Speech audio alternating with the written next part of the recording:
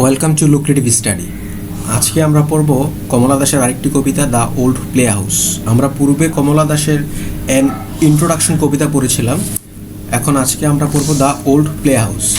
এই old play হাউসটা তার কাব্যগ্রন্থ the old play house and others poems ওই গ্রন্থটা থেকে নেওয়া হয়েছে, এবং দ্য ওল্ড প্লে হাউস এটাও একটা কমলা দাসের কনভেনশনাল পোয়েট্রি। কমলা দাস যেই নিজের স্বরচিত বা স্বউক্তি তার জীবনের কাহিনী নিয়ে কবিতাগুলো লিখেছেন, তার মধ্যে একটা পড়ে দ্য ওল্ড প্লে হাউস। তার এটা মেরিড লাইফের কাহিনী নিয়ে এই কবিতাটাতে তিনি তার মেরিড লাইফের যেই সাফারিংসগুলো ছিল সেগুলো বর্ণনা করেছেন। এই কবিতাতে আসলে বিপর্যয়কর বিবাহিত জীবনের অভিজ্ঞতা প্রকাশ করেছেন কমলা দাস। আমরা এখানে দেখতে পাচ্ছি, in the poem the old play house Kamala Das expresses her disastrous married life experiences. The poem has a personal touch, thus it is a public protest against her husband. এটা একটা তার ব্যক্তিগত স্পর্শ আছে তার এখানে, এবং তার হাজব্যান্ডের বিরুদ্ধে এক প্রকারের ব্লেম করা হয়েছে এখানে, যেখানে সে বলেছে she blames him because he doesn't think beyond his sensual gratification on her. এই যে তার স্বামী যে তার কামুক যেই পরিতৃপ্তি ছিল সেটার দিকে শুধু তার স্বামীর একটা মনোনিবেশ ছিল, সেটার বিরুদ্ধে প্রতিবাদ করেছেন Kamala Das. And Kamala Das symbolizes herself as a domesticated swallow a bird after her marriage. এই গৃহপালিত একটা সোয়ালো বার্ড আছে, পাখি আছে, সেটার সাথে কমলা দাস নিজেকে নিজের জীবনকে সিম্বলাইজ করেছেন। এটাই মূলত সামারি এই কবিতার, যে তার বিবাহিত জীবনের তার সাথে যা কিছু ঘটে গেছে এবং তার স্বামীর যে এই কাম প্রবৃত্তি জিনিসটা ছিল সেটার বিরুদ্ধেই কথা বলেছেন কমলা দাস। আমরা এখন কবিতাটা শুরু করতে পারি। ফার্স্টের স্ট্যান্ডাতে আমরা দেখতে পাচ্ছি, you plunge to tame a swallow to told her in the long summer of your love so that she would forget not the raw seasons alone and the homes left behind but also her nature the urge to fly and endless pathways of the sky. এই যে এখানে the you plant to me a tame swallow, এই টেম মানে কি আমরা জানি গৃহপালিত, সোয়ালো এক ধরনের পাখি। এই যে পাখি করে রাখা, গৃহপালিত পাখির মতো করে রাখা। এখন ইউ প্লান্ট, এই যে ইউ প্লান্ট, এখানে ইউ প্লান্টটাকে কাকে বোঝানো হচ্ছে? ইউ প্লান্ট, ইউটাকে বোঝানো হচ্ছে মূলত আমাদের এই যে পেট্রিয়ার্কি সোসাইটি বা পুরুষতান্ত্রিক সমাজ, আর এখানে একদম স্পেসিফিকলি তার হাজব্যান্ডকে বোঝানো হয়েছে।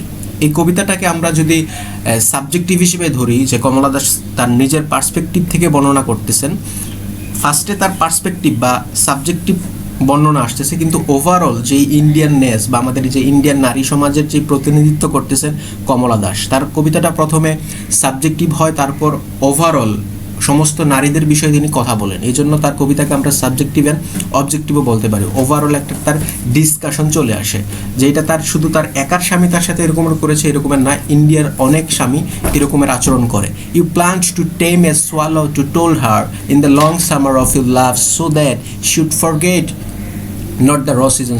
এই যে সামার সিজনেই শুধু ভালোবাসার যে জোর করে একটা ভালোবাসার জিনিস কেড়ে নেওয়া এবং তাকে গৃহপালিত করে রাখার মতো, এবং অন্যান্য সিজন র সিজন ভুলে থাকা, এবং and the homes left behind, সে যে আগের পূর্বের বাড়িটা ফেলে চলে আসছিল তার ছোটোবেলাটা, সেখানে বাট অ্যালোনস আর nature the arts to fly. এই যে তার উড়ার আকাঙ্ক্ষা জিনিসটা থাকে, যখনই কেউ একটা গৃহপালিত হয়ে যায়, খাঁচার পাখিকে যখন, বনের পাখিকে যখন খাঁচায় বন্দি করে ফেলা হয়, তখন তার এই যে উড়ার স্বাধীনতা, দলবদ্ধ হয়ে চলাফেরা করা, অনেক কিছু করা, সেই জিনিসটা যেমন বন্ধ হয়ে যায়, এখানে কমলা দাসেরও জিনিসটা এরকমের হয়ে গেছে, পাথওয়েজ অফ দ্য স্কাই। এই যে গৃহপালিত হয়ে যাওয়ার কারণে তার পূর্বের যে তার জীবন ছিল, একটা হোমস লেফট বিহাইন্ড, আগে যে একটা বাড়ি ছিল সেটাতে ফেলে আসা, সেই জিনিসটার মধ্যে তার অলসো নেচার ছিল, arts to fly, ইনলেস pathways of the sky, এই যে মুক্ত আকাশে চলাফেরা করা, বিচরণ করার একটা ক্ষমতা বা শক্তি ছিল, সেই জিনিসটা সে হারিয়ে ফেলেছে এখানে। আর old play house, old play হাউসটা মূলত তার নিজের শরীরটাকেই সে বর্ণনা করতেছে, যে তার শরীরটা এখন, বডিটা একটা প্লে হাউসের মতো হয়ে গেছে, হ্যাঁ, তার নিজের কোনো অধিকার নাই এখানে। পরবর্তী স্ট্যান্ডাতে আমরা দেখতে পাচ্ছি, it was not to gather knowledge of yet another man that I came to you but to learn what I was and by learning to learn to grow. এই যে it was not to gather knowledge, মানে এটা শুধু এই যে gather knowledge জ্ঞান আহরণের জন্যই না, of yet another man that I came to you but to learn, মানে এই যে আমি এখানে এসেছি আসলে বিয়ের পর যখন নতুন একটা পরিবেশে যায়, সেখানে আসলে নিজেকে এক্সপ্রেস করার অনেক থাকে, অনেক কিছু জানার থাকে, কিন্তু এখানে আসার পর কমলা দাস যখন তার হাজব্যান্ডের বাসায় আসে তখন সে কী হয়, what I was and by learn to grow but every lesson you gave was about your self. মানে আমি এখানে নতুন কিছু শেখার জন্য চলে আসছিলাম, যে নতুন কিছু আমি শিখবো, অনেক কিছু জানতে পারবো, কিন্তু আসলে তুমি কি করছো, তুমি কি মানুষ, তোমার আচরণ, তুমি কি পছন্দ করো কি পছন্দ করো না, সেই জিনিসগুলোই তুমি আমাকে বারবার শিখাইছো। তার হাজব্যান্ডকে বলতেছে যে আমাদের সংসারে এরকমের হয় না, যখন নতুন স্ত্রী আসে বা নতুন বউ আসে তখন তাদেরকে স্বামী, শ্বশুর শাশুড়ি, ননদ নন্দী সবাই বলতে থাকে যে আমার ভাই এরকমের বা তোমার স্বামী এরকমের। মানে প্রত্যেকেই যে নতুন একটা মানুষ আসছে তাকে নতুন করে জানার আগ্রহ নাই, বরঞ্চ তারা কীরকমের সেই জিনিসটাই তার উপর চাপিয়ে দেয় যে আমরা এরকমের, তুমি সেই জিনিসটাই শিখো। এই যে পেট্রিয়াকি সোসাইটি যেরকমের করে সেই জিনিসটাই বলতে চাইছে এখানে, যে lesson you gave was about your self, মানে তোমার শিক্ষাটাই আমাকে বারবার দিছি যে তুমি কীরকমের। You are pleased with my body's response, it's weather, it's usual shallow convulsions. এই যে এখানে একটা সাইকোসেক্সুয়াল রিলেশন বা সেক্সুয়াল একটা কনোটেশন চলে আসছে। You are pleased with my body's response, মানে এই যে বডির রেসপন্স, মনের কোনো রেসপন্স ছিল না এখানে। যদি আমরা বলতে পারি যে বাইরনিক লাভ, যে বাইরনিক লাভ একটা দৈহিক লাভ। এখন বডির রেসপন্সটা কখন আসে? আমরা যদি দেখি যে মনের রেসপন্স না থাকলে বা মনের মিল না থাকলে হয়তো অনেকের সাথে আমাদের যায় না, কিন্তু এই যে বডির রেসপন্স, বডি কিন্তু সময়ে সময়ে জেগে ওঠে, যে শরীরে একটা নেসেসিটি বা ক্ষুধা থাকে, কিন্তু মন আসলে জাগে না, তার প্রতি তার তৃষ্ণা বা তার প্রতি আগ্রহ জাগে না। কিন্তু এই যে বডির রেসপন্স, আমরা যদি মনের মানুষ সিনেমা দেখি, সেখানে লালন শাহের চরিত্রে অভিনয় করেছিলেন প্রসেনজিৎ চট্টোপাধ্যায়, এবং যে তার সাধন সঙ্গী হিসেবে একজন ছিলেন, তার সাধন সঙ্গী হিসেবে যেরকম পাওলিদাম ছিলেন, তখন পাওলিদাম যখন লালন শাহের কাছে মানে প্রসেনজিৎ চট্টোপাধ্যায়ের কাছে যায়, গিয়ে তখন বলে যে তোমার শরীর তো এখন জেগে উঠেছে, তখন লালন শাহ বলে যে শরীরের নিয়মেই জাগে, শরীর আসলে শরীরের নিয়মেই জাগে, কিন্তু মন আসলে জাগার জন্য অন্য রকমের কিছু ফিলিংস লাগে, সেরকমের মানুষ পেতে হয়। বডি আসলে রেসপন্স করে, একটা তার নেসেসিটি থাকে। সো এখানে এটা বলেছে it's weather, it's usual shallow convulsions, মানে এই যে তুমি আমার বডি নিয়ে বডির রেসপন্সে তুমি খুশি হও বা তুমি তোমার নিজেকে পরিতৃপ্ত করো, এই জিনিসটাকে এখানে বোঝানো হয়েছে। যেই সেক্সুয়াল কনোটেশন বা ইমেজারি জিনিসটা সেটা সেখানে দেওয়ার চেষ্টা করেছেন। ইউ ড্রিভেলড স্পিটল ইনটু মাই মাউথ, এই যে এখানে পুরোপুরি যেই সেক্সুয়াল বিষয়টা বা একটা সেক্সুয়াল ইমেজারি তৈরি করেছেন, তার জীবনের যে পার্সোনাল লাইফে যে সেক্সুয়াল ইনসিডেন্টগুলো ঘটে বা একজন দাম্পত্য জীবনে যা যা ঘটে, সেই জিনিসটাই এখানে কমলা দাস বর্ণনা করেছেন। এখানে উনি অনেক ভাষা ইউজ করেছেন, অনেকের কাছে হয়তো খারাপ লাগতে পারে যে তিনি কেন এরকমের ভাষায় কবিতা লিখেছেন, কিন্তু আসল সত্যটাকে তুলে ধরার জন্যই তিনি এরকমের লিখেছেন। ইউ ড্রিভেলড স্পিটল মানে কি? স্পিটল থুতু, যে ইনটু ইউর মাউথ। সো এই যে থুতু আদান প্রদান বা বিনিময় কখন হয় আমরা জানি, যে যখন দুজন নারী পুরুষ একতাবদ্ধ হয় বা ইউনাইটেড হয়, তখনই তাদের মধ্যে এই জিনিসগুলোর আদান প্রদান হয়। You poured your self into every nook and crony, এই যে তুমি আমার সমস্ত দেহের কি বলে যা ছিল সেখানে তুমি তোমার স্পর্শগুলো করেছো বা তোমার কামনার লালসাগুলো পরিতৃপ্তি করেছো। You emblemed my poor lust with your bitter sweet juices, এই যে বিটার সুইট জুসেস, এটাকে একদম সেক্সুয়ালি যেই জিনিসটা হয় যখন দাম্পত্য জীবনে বা সেক্সুয়াল ইন্টারকোর্স যখন হয়, যখন যে অর্গাজমের বিষয়টা, সেটাকে তিনি এখানে রিপ্রেজেন্ট করেছেন। You emblemed my poor lust with your bitter sweet juices, যে তুমি তোমার বিটার সুইট জুসেস যে জিনিসটা হয় সেটা দিয়ে তুমি তোমার পরিতৃপ্তি নিয়েছো। এখন আমি পেলাম কি পেলাম না সেটা না, কমলা দাস সেখানে বলছে যে শরীর যেহেতু শরীরের নিয়মে জাগে সেহেতু সেটা হয়তো হয়েছে, কিন্তু এই যে একটা বাইরনিক লাভের সাথে যদি প্লেটোনিক লাভ মানে স্বর্গীয় ভালোবাসা বা আত্মার দিক থেকে যদি ভালোবাসা থাকে, তখন সেক্সুয়াল ইন্টারকোর্স হোক আর যাই হোক সে জিনিসটাই আসলে পরিপূর্ণ পরিতৃপ্তি পায়। কিন্তু এখানে কমলা দাস বলছে যে এখানে জাস্ট যেহেতু বাইরনিক লাভের বিষয়টা ছিল তার হাজব্যান্ডের মধ্যে, শুধু শরীর পাওয়ার একটা ইচ্ছা, সেজন্য আসলে কমলা দাস স্যাটিসফাইড ছিল না, সে আসলে এই জিনিসটা চায় না এভাবে। ইউ কল্ড মি ওয়াইফ, তুমি আমাকে স্ত্রী বলে সম্বোধন করেছ।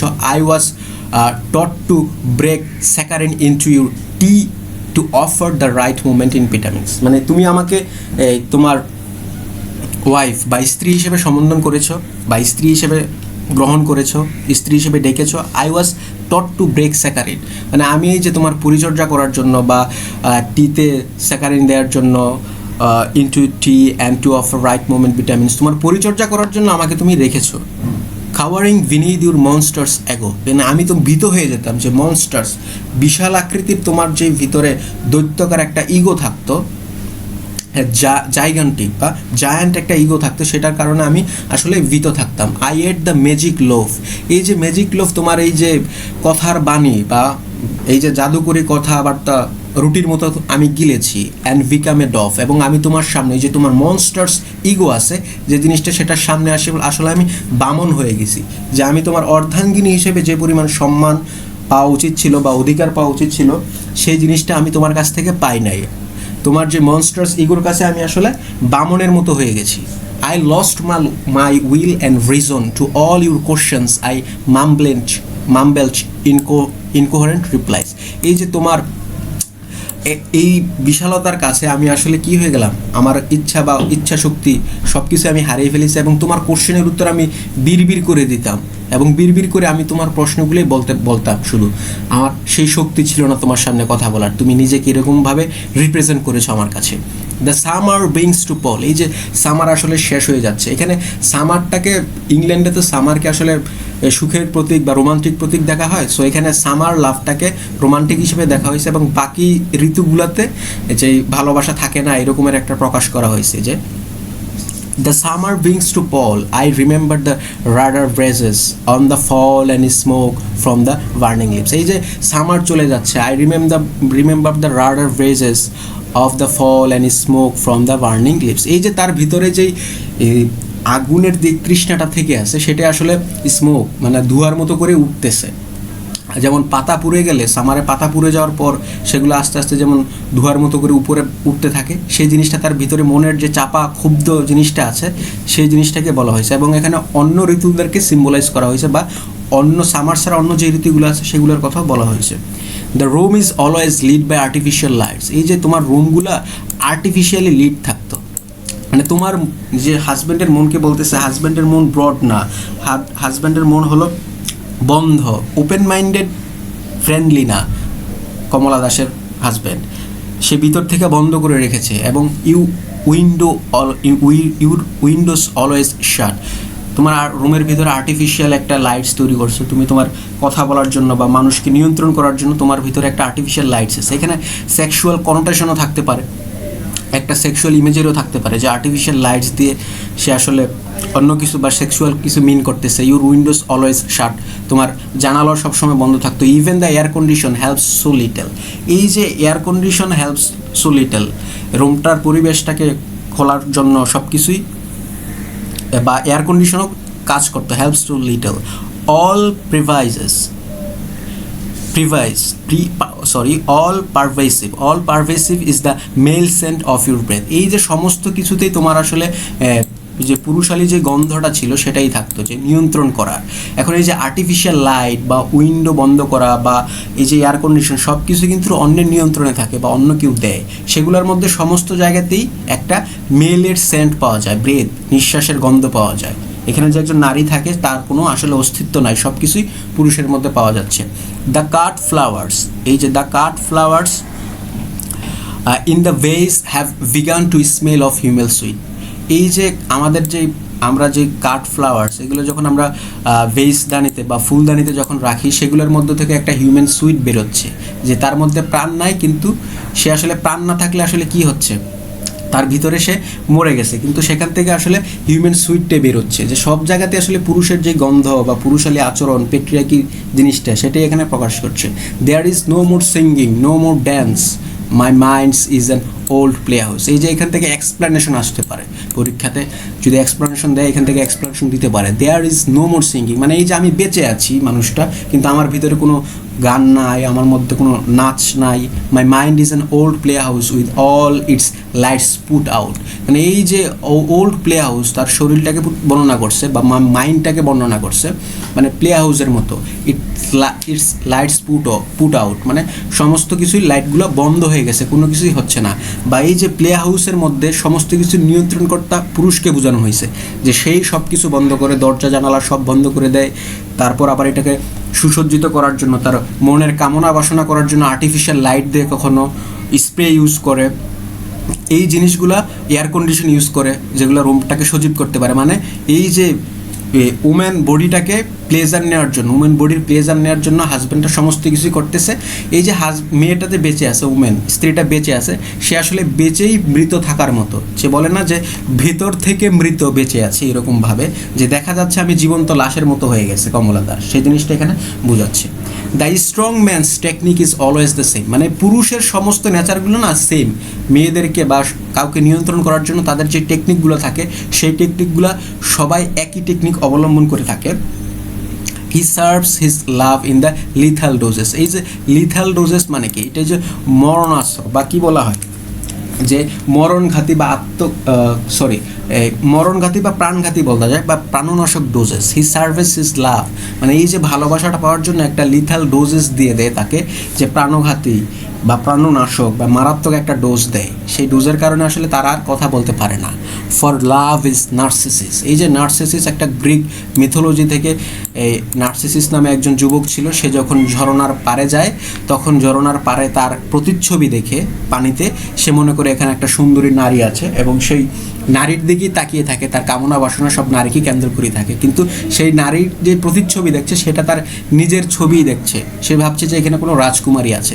এই যে ভালোবাসা তাকে মৃত্যুর দিকে নিয়ে যাচ্ছে, একমুখী ভালোবাসা, এই যে একমুখী ভালোবাসা তাকে নিজের দিকে নিয়ে যাচ্ছে, তেমনি এই যে কমলা দাসের হাজব্যান্ডের যে একমুখী ভালোবাসা জিনিসটা, যে আমি পরিতৃপ্তি পেয়ে গেলেই হয়ে গেল, বডিলি প্লেজার, বায়রনিক লাভ, এখানে কোনো প্লেটোনিক লাভের কোনো কিছুই নাই, যে একাকী ভালোবাসা জিনিসটা আসলে মানুষকে মৃত্যুর দিকে ঠেলে দেয়। এই জিনিসটা এখানে নার্সিসিসের মাধ্যমে প্রকাশ করা হয়েছে। Haunted by its own lonely face and yet it must seek at last and in the pure total freedom it must will the mirrors the to shatter and the kind night to erase the water. এই যে ওয়াটারের মধ্যে যে mirror থাকে বা lonely ফেসের জিনিসটা সে দেখতে পাচ্ছে বারবার, টোটালি ফ্রিডম জিনিসটা তার মধ্যে হারায় গেছে। ইট মাস্ট উইল দ্য মিরর্স, এই যে জীবনের প্রতিচ্ছবি হিসেবে দেখা যাচ্ছে, এই জিনিসটা এখানে বলেছে। আর নার্সিসিস দিয়ে যেটা বলা হলো যে গ্রিক মিথোলজির একটা বর্ণনা এনেছে।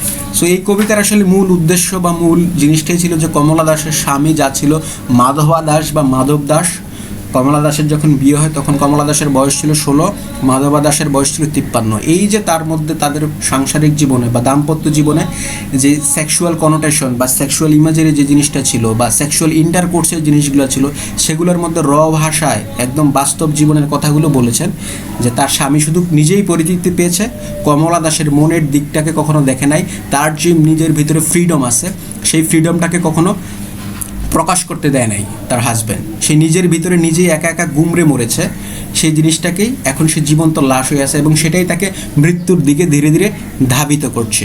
এই ছিল দ্য ওল্ড প্লে হাউস কবিতার মূল ভাবার্থ বা সারমর্ম, এবং প্লে হাউস দিয়ে মূলত কমলা দাস নিজের বডিকে রিপ্রেজেন্ট করেছে এবং মাইন্ডকে রিপ্রেজেন্ট করেছে।